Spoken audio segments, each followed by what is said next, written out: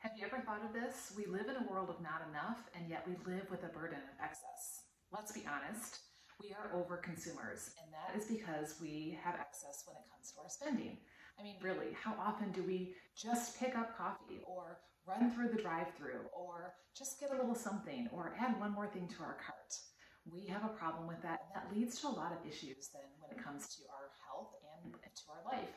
Well, I'm Melissa Figgins, and I help busy women make body-loving choices they can show up as their best and have the freedom from those things that excess can oftentimes weigh us down. Today, I want to share with you 3 tips for how you can remove excess spending to invest it in some things that are going to matter more.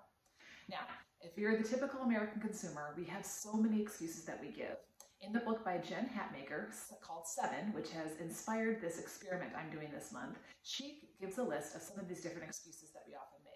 Maybe it's no big deal. I can afford it. I've worked hard. I want this. I desire this. I deserve this. But she also points out that just because we can doesn't mean that we should. So if you've been following along on this experiment, in week 1, we addressed the area of excess in our clothing. In week 2, we addressed the area of excess in our food. And this week, we're addressing the area of excess in our spending.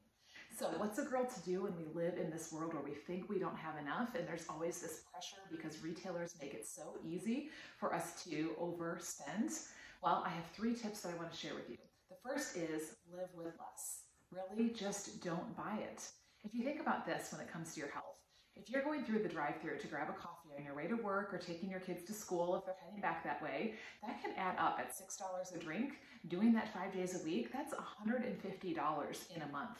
Is that really what we want to spend on our caffeine and sugar that's really not going to last? Or think about the clothes that are in your drawer.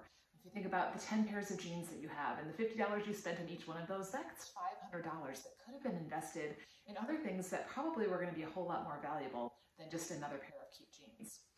Tip number 2 is to then redirect that spending to something that's even better. So invest it wisely. So instead of spending that $150 on something that's not going to last past that high in the crash, invest it in a healthy protein shake that's going to add health to your body and nutrients and vitamins. It's going to keep you going all morning long. Or take that $500 that you would have spent on denim and invest that in something like new tires for the car so that you're safer, or giving to someone who's in need, or paying down that debt so you can have that freedom to make those choices that you want to make. And tip number 3 is be a wise consumer. Always choose quality over quantity. I like to say I'd rather have a few good things than a lot of junk, right? So when it comes to the things that we're putting inside of our body, make sure that you're choosing the quality, because we can buy the cheap stuff now and we'll pay for it later, right? Or we can buy quality now and then we're going to save on not only our bank account, but also on our health. It really does matter. And so my challenge to you is to stop before you make a purchase and ask yourself, is this really going to move me towards my financial goals? And really, is this going to move me towards my health goals? If you're ready to remove some excess when it comes to your spending and reinvest it in you and in things that are going to add health to your life and to your body, I'd love to have a conversation with you.